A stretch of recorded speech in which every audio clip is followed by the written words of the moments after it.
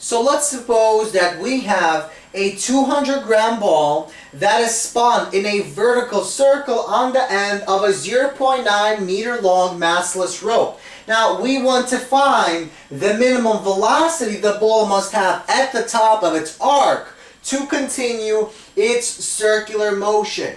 So let's look at our diagram. So we have the ball that is attached to our massless rope that is 0.9 meters long. So this is the radius of our circle created by the pathway. And we want to calculate the minimum velocity at the top needed to continue its motion. In other words, that minimum velocity will create acceleration, and our object will continue accelerating, moving in the circular pathway.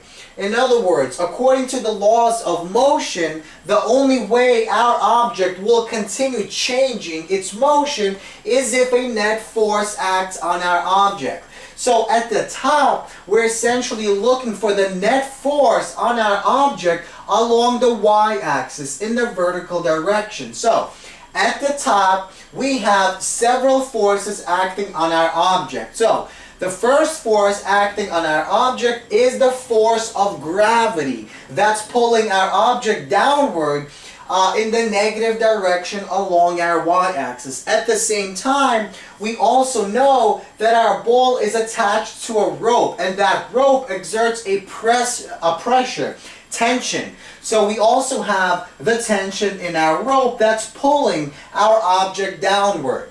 So both of these directions we choose to be positive. So we choose going downward to be positive. So we want to sum up all the forces acting on our object along the y-axis. So all the forces acting on our object along the y-axis are two forces. We have the force of gravity and the tension in our rope. Now this equals, according to the second law of motion, mass times radial acceleration. Remember, our object requires radial acceleration for the motion to actually change, for our object, for our ball to continue in its circular pathway.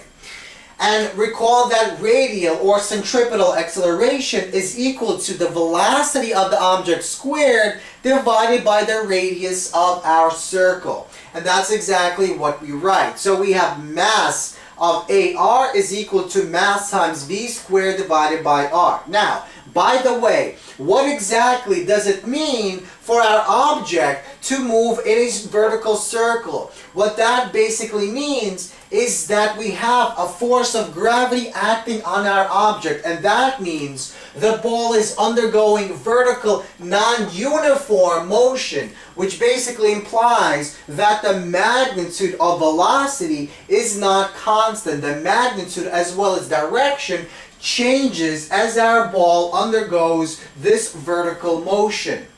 So let's go back to our equation. So we have this equation equals, or these two forces equal this. So let's rearrange our equation and solve for the velocity. So we get the following. So we bring the r over, we divide by m, and we take the radical, and we get the following result. So now notice what the tension is. So what exactly is our tension?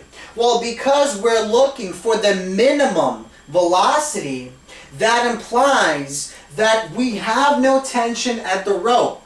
At the top, the minimum velocity means that our tension in the rope is zero. We have no tension. In other words, we want to find the minimum velocity such that when we spin at the top, we're going to have no tension in the rope. So this tension goes to zero, and we are left with the following equation. So velocity is equal to the radical of r times m times g. M times g is simply f of g divided by m. So the masses cancel, and we are left with, this should go away, and we are left with the radical of radius times gravitational constant. So we know what r is, and we know what g is. And we see that velocity is equal to the radical of 0.9 times 9.8, which is about 2.97.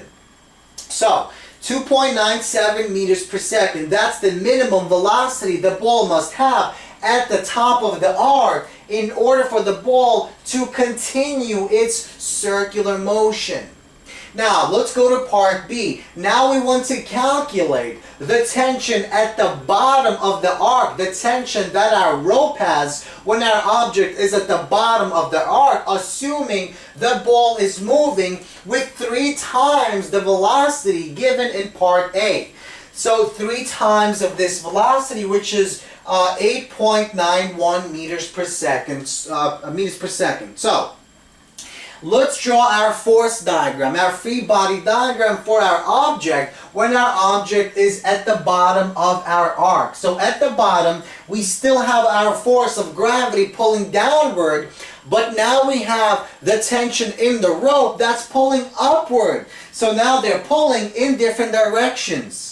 So once again, we want to sum up all the forces acting on our object along the y-axis. So the sum of all the forces is equal to, now we choose going upward to be positive, going down to be negative. So the tension in the rope minus the force of gravity, and that equals mass times radial or centripetal acceleration, which is the same thing as saying mass times v squared divided by r.